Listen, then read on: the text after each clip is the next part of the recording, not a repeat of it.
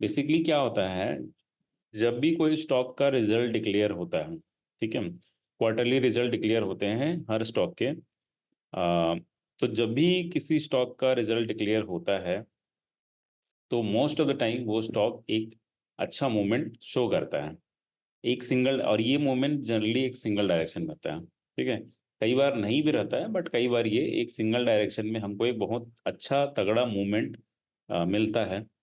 उस मूवमेंट को अगर हम लोग ने कैप्चर कर लिया, उस मूवमेंट को, उस एक डायरेक्शनल मूव को हमने अगर कैप्चर कर लिया, या तो ऑप्शन से या फ्यूचर से या इवन नॉर्मल स्टॉक बाय करके, तो हम काफी तगड़ा पैसा बना सकते हैं। ये होता है रिजल्ट बेस्ड ट्रेड। ठीक है, जो रिजल्ट के बेसिस पे एक ट्रेड लिया जाता है वो कहलाता है रिजल्ट बेस्ड ट्रेड। ठीक है, अब इसमें बेसिकली ये समझने वाली बात है कि रिजल्ट को देख के हमें ट्रेड नहीं लेना।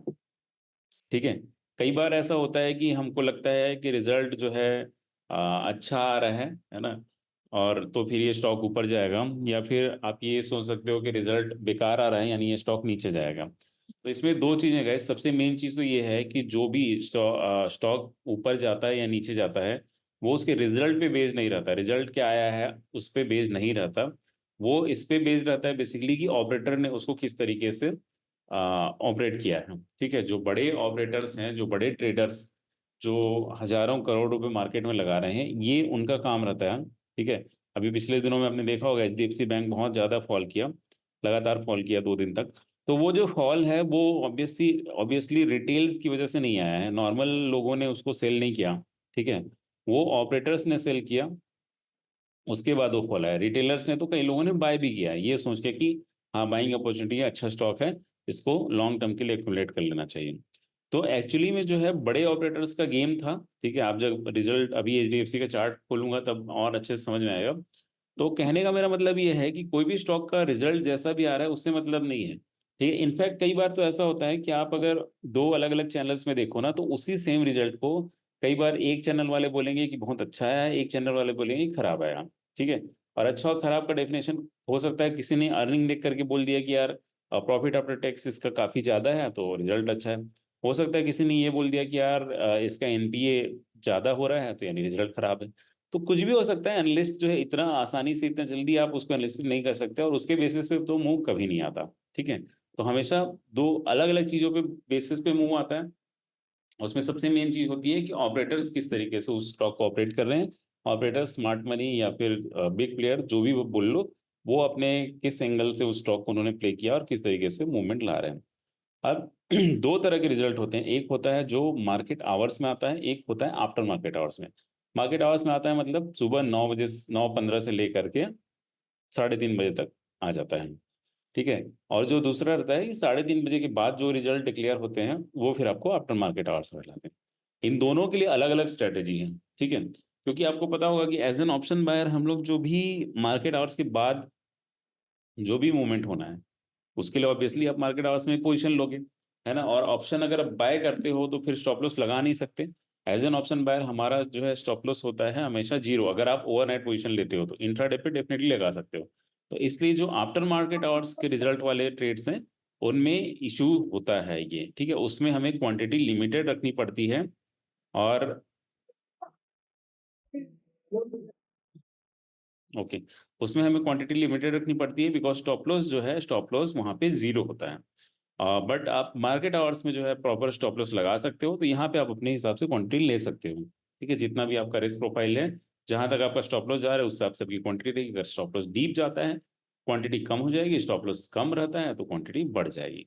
ठीक है, अब हम बात करते हैं दोनों में से एक एक करके दोनों की बात करेंगे। सबसे पहले जो है रिजल्ट ड्यूरिंग मार्केट आवर्स।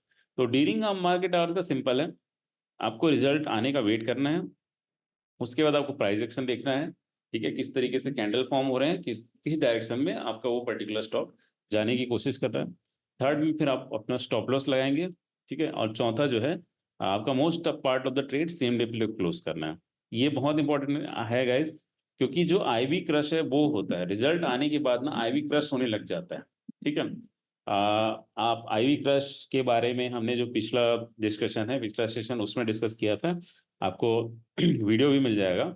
आप वीडियो देखेंगे ऑप्शन ग्रीक्स का, उसमें जो चौथा ग्रीक हमने डिस्कस किया था वो आईवी वाला था।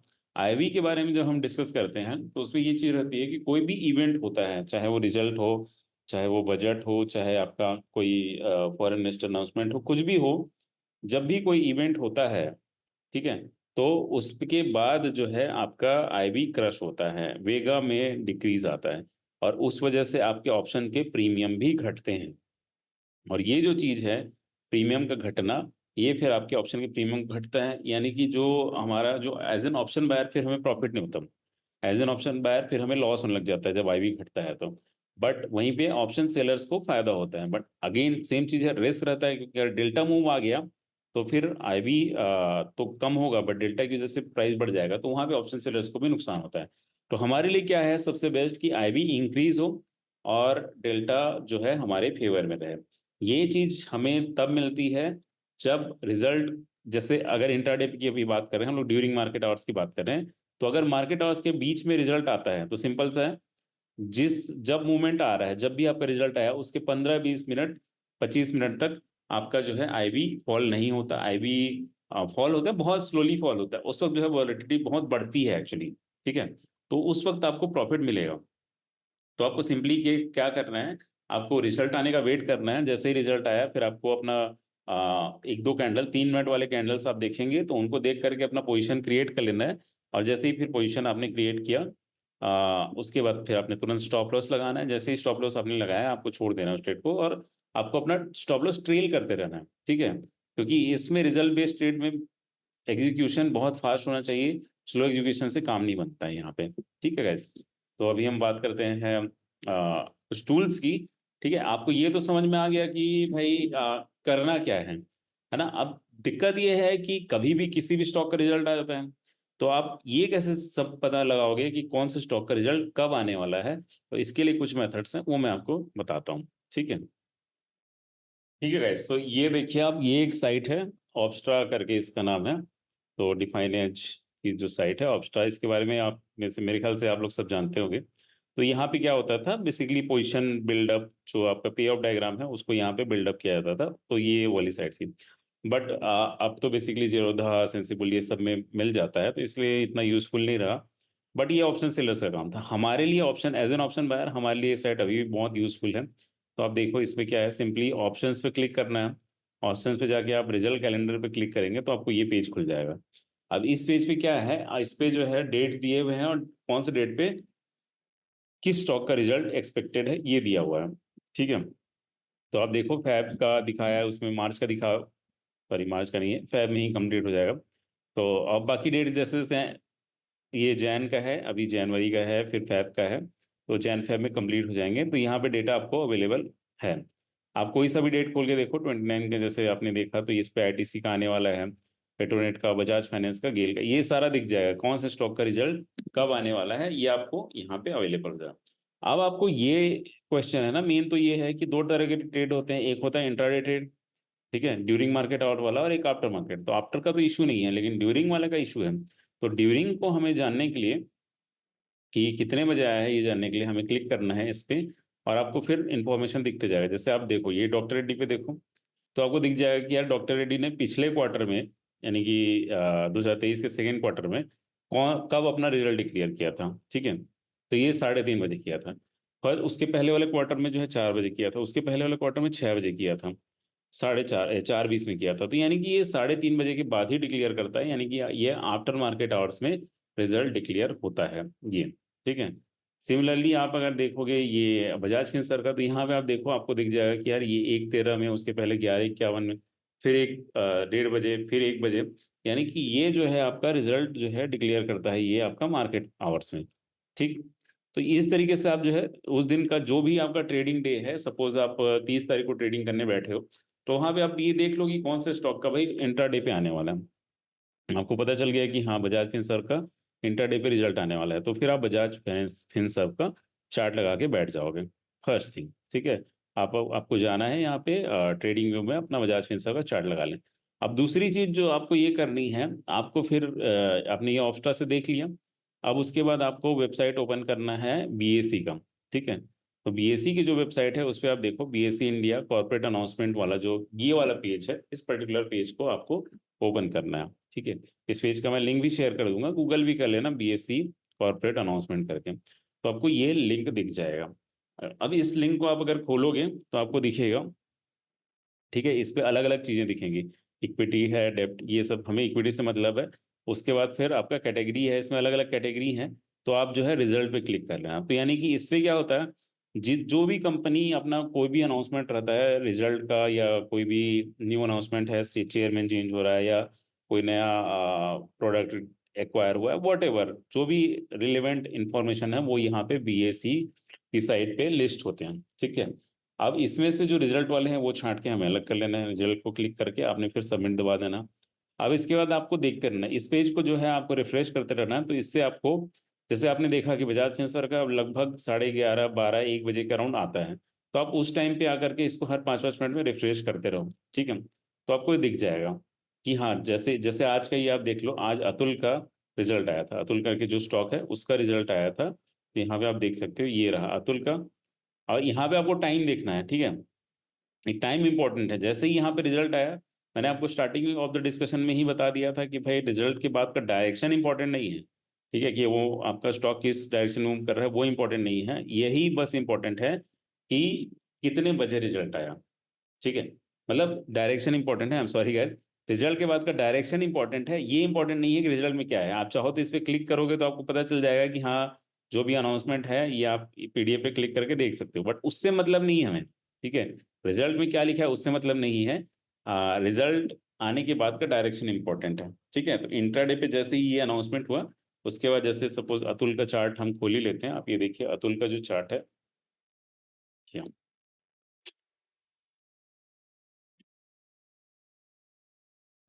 ये रहा। तो अतुल का चार्ट में सिंपली है, ये आज का ही है। तो आप देखो ये अराउंड 1 बज के जो 5-10 मिनट के अराउंड पे ये जो मूवमेंट आया था,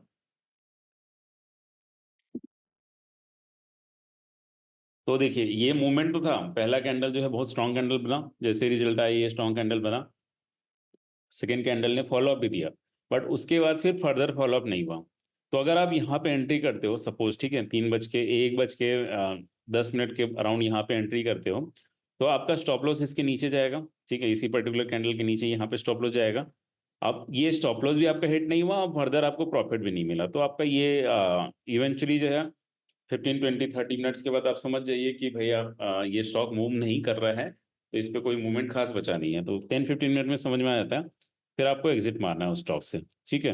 तो इस ट्रेड पे तो नहीं मिला, लेकिन कई बार ऐसा होता है कि हमें इस मूवमेंट मिलता है, ठीक है, इस स्टॉक पे, बिकॉज ऑपरेटर्स का इंटरेस्ट नहीं था।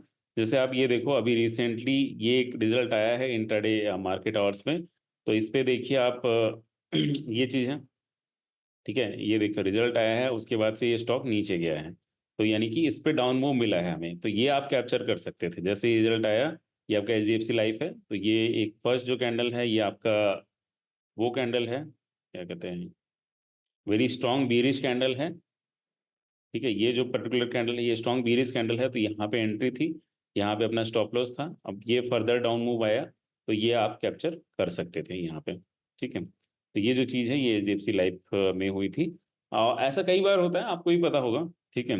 जो इंट्राडे पे जैसे ही रिजल्ट आता है, बहुत अच्छा वॉलेटाइल मूव आता है, तो एक काफ़ी अच्छी अपॉर्चुनिटी रहती है हमें रिजल्ट बेस्ड ट्रेड में पैसा बनाने का वहाँ पे, ठीक। अब हम बात करते हैं,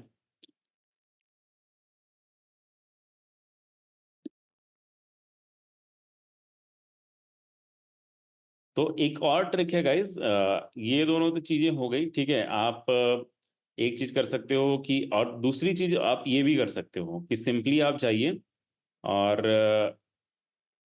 यहाँ पे ये जो चीज है, जस्ट अ सेकेंड, ये आप जैसे अतुल का आप वेट कर रहे हो, ठीक है, कि थ्रू आउट द डे आप वेट कर रहे हो कि भाई 1:30 बजे इसका रिजल्ट आएगा, 1 बजे 1:30 बजे आसपास रिजल्ट आएगा। तो आपको सिंपली क्या करना है, 1-2 दिन का जो भी आज का और कल का जो हाई और लो था उसको मार्क कर लेना। तो सिंपली आप ये लाइन ड्रॉ कर लीजिए यहाँ पे, और उसके बाद यहाँ पे अलर्ट लगा दीजिए, ठीक है। आप अलर्ट लगा सकते हो, बिकॉज मेरा ट्रेडिंग व्यू प्रीमियम है, तो यहाँ पे अलर्ट अवेलेबल है, मेरे ख्याल से फ्री में भी 1-2 अलर्ट अवेलेबल रहते हैं, तो आपको लगा दीजिए। और नहीं तो फिर आप जो है सेंसिबल में जाइए, उस पर अलर्ट लगा दीजिए इस पर्टिकुलर 6530 के नीचे जाएगा तो फिर मेरे को अलर्ट आ जाएगा, और सिमिलरली ऊपर साइड में 6700 750 के ऊपर जाएगा तो मुझे अलर्ट आ जाएगा। तो इस टाइप का अलर्ट आप लगा दीजिए, तो ये आपका नोटिफाई हो जाएगा व्हाट्सएप में, ये आपको मैसेज आ जाएगा, ऐप में मैसेज आ जाएगा कि हाँ भाई अतुल मूव कर रहे हैं, ठीक है। बिकॉज जनरली क्या होता है, रिजल्ट के पहले कुछ खास मूवमेंट नहीं आता उस स्टॉक में। रिजल्ट के पहले वो जनरली बहुत स्लो सा रहता है, ठीक है, स्लगिश मूवमेंट रहता है उसमें। तो उस वक्त आप अलर्ट लगा दीजिए एक रेंज के ऊपर में, तो वो भी कर सकते हो आप। तुरंत आपको पता चल, जैसे ही उसने तोड़ा, इस रेंज को तोड़ता है तो फिर एक डायरेक्शनल मूव आएगा, वो पकड़ लो। तीसरा तरीका है रेड बॉक्स इंडिया का जो ट्विटर अकाउंट है उसको आप फॉलो कर सकते हो। जैसे ही रिजल्ट आता है वो लोग अपने अकाउंट में इस चीज़ को इन्फॉर्म करते हैं कि हाँ इस पर्टिकुलर स्टॉक का रिजल्ट आया है। तो आप रेड बॉक्स इंडिया का ट्विटर अकाउंट को फॉलो करके उस पर आप जो है नोटिफिकेशन ऑन कर सकते हो। वो आपको सारा इन्फॉर्मेशन रियल टाइम में भी मिल जाएगा। हालांकि ये थोड़ा लेट रहता है, 2-4 मिनट लगता है उनको रिजल्ट आने और उसको फिर इन्फॉर्म करने में, बट ठीक है, it also works. So these are the, मतलब ये कुछ मेथड्स हैं जिनका यूज करके आप ना रिजल्ट बेस्ड ट्रेड इंट्राडे का ले सकते हो, ठीक है। अब जो है हम बात करेंगे जो वो रिजल्ट जो कि आपके मार्केट आवर्स के बाद में आते हैं, ठीक है। Give me 1 second.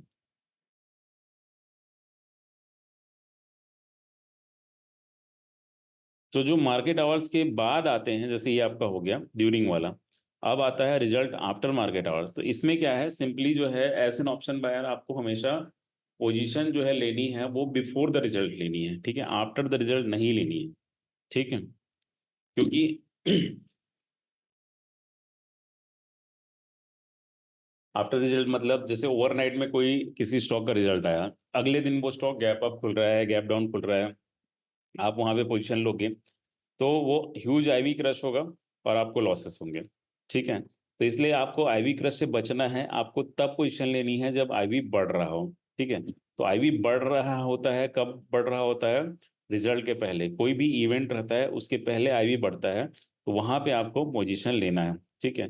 तो as an option buyer take position before the result, यानी कि अगर आप जो आफ्टर मार्केट आवर्स रिजल्ट आने वाले हैं उसमें आप अगर प्रॉफिट बनाना चाहते हो, उसमें पैसा बनाना चाहते हो, तो यानी कि आपको रिजल्ट के पहले आपको बीटीएसटी लेना पड़ेगा, ठीक है। आज पोजीशन लेनी पड़ेगी, आज रिटर्न वाला, तो उसके पहले। तो इसके लिए आपको और क्वांटिटी लिमिटेड रहना चाहिए, है ना, ऑब्वियसली, बिकॉज स्टॉप लॉस जो है आपका जीरो है। तो इसलिए हमेशा क्वांटिटी लिमिटेड रखिए, क्योंकि वो जीरो तक जा सकता है आपका। अगले दिन कुछ भी हो सकता है ना, जीरो पे भी ओपन हो सकता है आपका पर्टिकुलर ऑप्शन, अगर ह्यूज गैप अप हो गया या ह्यूज गैप डाउन हो गया तो इसलिए, और कुछ जो फैक्टर आपको डायरेक्शन प्रेडिक्ट करवाते हैं, ठीक है, कि कौन सा स्टॉक इधर मूव कर सकता है, वो है आपका पहला फ्यूचर्स क्यूमुलेटिव वाई बिल्डअप। ये आपको स्ट्रेंथ ऑफ द मूवमेंट बताता है, ठीक है। ऑप्शंस वाई बिल्डअप ये आपका डायरेक्शनल मूवमेंट बताता है कि किस डायरेक्शनल मूवमेंट आएगा। और प्राइस एक्शन जो है हायर टाइम फ्रेम पे आप देखो, ताकि आपको एक आइडिया लगे कि ये स्टॉक किस तरीके से बिहेव करता है। कुछ स्टॉक ऐसे हैं जो हमेशा अपने रिजल्ट के बाद नीचे जाते हैं, कुछ स्टॉक ऐसे हैं जो most of the time result आने के बाद ऊपर जाते हैं। तो ये भी एक बहुत इंपॉर्टेंट फैक्टर होता है। उसके बाद हिस्टोरिकल परफॉर्मेंस, है ना, ये तो मैंने बात कर ही लिया। अब ये जो सारी चीजें हैं, जैसे इसमें से ये आपका future Y buildup, cumulative Y buildup, that's easy. पर जो ऑप्शंस वाई बिल्डअप है, इसमें एक मेथड होता है समझने का, वो मैं जब मास्टर क्लास लूंगा तब उसमें समझाऊंगा, ठीक है। प्राइस एक्शन और ऑप्शंस वाई बिल्डअप का जब कंसेप्चुअल मास्टर क्लास होगा, उसकी डेट अभी नहीं आई है, डेट आएगी तब फिर मैं उस वक्त ये चीज़ डिटेल में समझाऊंगा। अभी एक और इंटरेस्टिंग बात मैं आपको बताना चाहता हूँ गाइस, जो एक बहुत, आईवी के तो मैंने काफी डिस्कशन कर लिया, जो सेक्टोरल कोलिशन है ना, ये भी बहुत इंटरेस्टिंग एंड इम्पोर्टेंट है, ठीक है। आप देखिए ये हमारा स्टॉक है, ये इन्फी का, इन्फोसिस, इन्फोसिस का रिजल्ट आया था 12 तारीख को, ठीक है, मतलब 11 को रिजल्ट आया था और 12 तारीख को ये ह्यूज गैप अप ओपन हुआ था, ठीक है। आप देख सकते हो यहाँ पे अगले दिन जो है काफी बड़ा गैप अप हुआ था और इन्फोसिस ने सस्टेन भी किया था अपसाइड मूवमेंट को। तो इस पे काफी अच्छा सॉरी,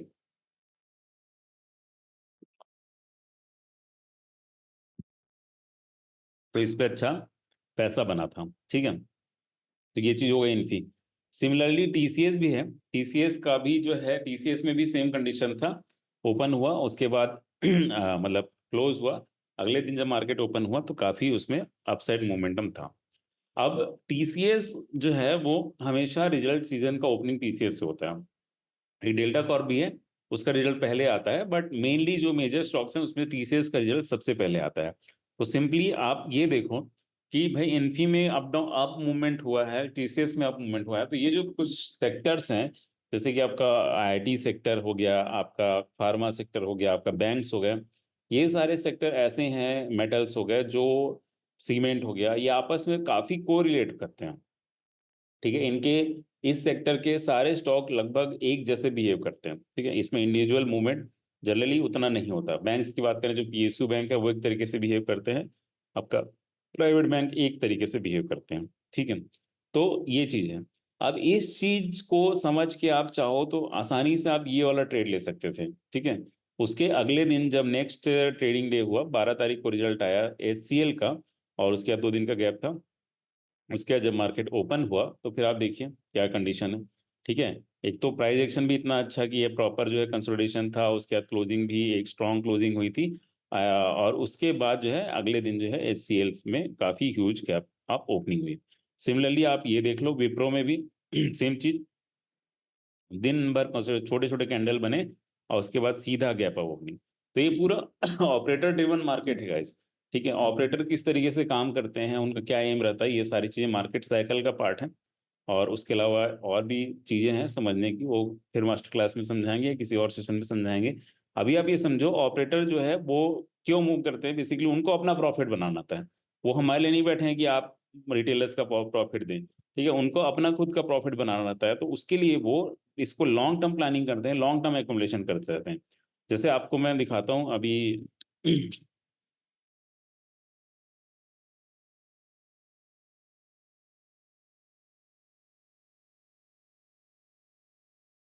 ये आप देखिए, ये तो अतुल का हो गया, आप देखो एचडीएफसी बैंक का। ठीक है, एचडीएफसी बैंक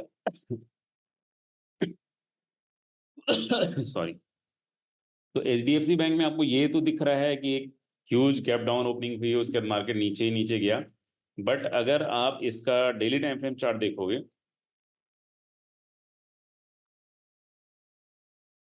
तो आपको समझ में आएगा कि ये जो नीचे आया है, इस नीचे आने के क्या जो चैप्टर था, ये जो चैप्टर है ये काफी पहले लिखा जा चुका था। ठीक है, अगर आप देखो तो यहाँ पे प्रॉपर कंसोलिडेशन हुआ है पिछले रिजल्ट के पहले और उसके बाद में, और उसके बाद धीरे धीरे फिर इसको ऊपर लेके गया गया। अब ऑपरेटर्स को यहाँ पे डिस्ट्रीब्यूट करना था और इवेंचुअली ये डंपिंग जोन बन चुका था, अब इनको डंप करना था। ठीक है, तो मोस्ट ऑफ द केसेस में ये चीज होती है गाइस, जब भी आप एक मार्केट साइकिल है, वो चीज मैं बाद में कभी समझाऊंगा, उससे कोरिलेट करोगे तो आपको सारे रिजल्ट जो है कोरिलेशन हो जाएगा। ठीक है, एचडीएफसी बैंक इतना नीचे ओपन हुआ या 2 दिन फॉल किया, इसका ये मतलब नहीं है कि एचडीएफसी बैंक खराब स्टॉक है। ठीक है, या उस पर अब कुछ हो ही नहीं सकता। स्टॉक अभी भी उतना स्ट्रांग है, फंडामेंटली बहुत अच्छा बैंक है, बहुत बड़ा बैंक है, फंडामेंटल बहुत स्ट्रांग है। बट द थिंग इज कि ऑपरेटर्स ने उसको उनको उस पर्टिकुलर स्टॉक को इस तरीके से प्ले किया है कि नाउ अभी की डेट में उनको तब बेनिफिट मिल रहा है जब ये स्टॉक गैप डाउन ओपन हो रहा है और नीचे जा रहा है। ठीक है, तो ये चीज जो है बहुत इंपॉर्टेंट है, ये आपको समझना भी बहुत इंपॉर्टेंट है। ठीक है, कि किस तरीके से मूवमेंट हो सकता है, इसके लिए ओवाई डेटा वगैरह देख के फिर अगर आप ये चीज चाहते हो कि ओवरनाइट आप ट्रेड लो, बिकॉज इसमें प्रॉफिट भी बहुत तगड़ा हुआ था। ठीक है, पुट लेने पे काफी तगड़ा प्रॉफिट हुआ। तो ये जो पोटेंशियल है ये ऑप्शन सेलर्स के पास नहीं होता। ऑप्शन सेलर्स इतना बड़ा रिस्क नहीं ले सकते कि वो डायरेक्शनल ट्रेड ओवरनाइट पे करके जाए। मोस्टली नॉन डायरेक्शनल ट्रेड लेते हैं, इधर के पुट सेल करेंगे, इधर के कॉल सेल करेंगे। बट उसमें प्रॉब्लम वही है कि ओवरनाइट पोजिशनिंग अगर लो और इतना ह्यूज गैप डाउन ओपन हो जाए तो फिर उनको ओपन में ही करोड़ों का लॉस दिख जाएगा। ठीक है, जो कि ट्विटर पे आपने देखा भी है, काफी लोगों को उस दिन लॉस हुआ है एचडीएफसी बैंक की वजह से। ओके, तो एज एन ऑप्शन बायर हमें ये चीज को समझना है गाइस कि दो चीजें हैं। अगर हम आईबी उसके पहले लेते हैं, ठीक है, रिजल्ट आने के पहले अगर पोजीशन बनाते हैं, तो रिजल्ट आने के बाद अगर हमारा मूवमेंट फेवर में रहा, तो जो कि मोस्ट ऑफ द टाइम रहता है, अगर आपने ओआई डेटा देख के रीड करके वो ट्रेड लिया है तो फिर काफी तगड़ा उसमें मूवमेंट रहता है। ठीक है, मोस्ट ऑफ द टाइम वो डायरेक्शन सही रहता है, तगड़ा मूवमेंट आता है और काफी तगड़ा पैसा भी बनता है। ठीक है, और रही बात इसकी इंट्राडे मार्केट आवर्स रिजल्ट की, तो ये बहुत इजी है। ये मेरे ख्याल से आपको ट्राई करना चाहिए, स्पेशली जैसे आप जो नए हो वो लोग ओवरनाइट वाला तो ट्रेड मत ही लो, इंट्राडे वाला लो। और वो भी अभी थोड़ा दिन वेट कर लो, देख लो किस तरीके से मूवमेंट होता है, कितना वॉलेटिलिटी रहती है। और मैं तो बोलूंगा स्टार्टिंग में आप कैश पे बाय करिए, ठीक है। अब सीधे ऑप्शंस में मत जाइए। कई बार क्या होता है स्टॉक्स में, ऑप्शंस में लिक्विडिटी का इशू हो जाता है। तो कई बार ये हो सकता है कि आप बाय कर रहे हो बट आपको कोई सेलर नहीं मिल रहा है, सेलर्स मिला तो वो काफ़ी, उसने महंगे प्राइस पे आपको बेच दिया, आपने महंगे में खरीदा, और आप जब उसको और महंगे पे बेचने जा रहे हो तो कोई आपको बायर नहीं मिल रहा है। तो इस तरीके के इशू भी आ सकते हैं। बट देन अगेन, इसके लिए आप स्टॉक पे जा सकते हो या फिर बोन स्टॉक्स पे को वो करो। इसके लिए आप कैश पे भी जा सकते हो, कैश पे नहीं जा रहे हो तो उन स्टॉक को बाय या सेल करो ऑप्शंस में जिसमें लिक्विडिटी का इशू नहीं है। जो बड़े स्टॉक हैं, मेजर स्टॉक हैं, उनको आप इस तरीके से मूव कर सकते हो। ओके, तो that's it regarding the result based trade guys. जो ये ओआई वाला पार्ट है that will be discussed in the master class. I hope this was fruitful for you. ये इस पे काफ़ी चीज़ समझ में आई होंगी, है ना। इस तरीके से आप ट्रेड लीजिए, आपको काफ़ी बेनिफिट मिलेगा और काफ़ी प्रॉफिट होगा। Okay, thank you guys, thank you so much for joining. Session को यहीं एंड करते हैं। Have a very very good night. ठीक है, अगले फिर किसी दूसरे सेशन में मैं आपसे मिलूंगा। Okay, thank you Ashish, thank you so much.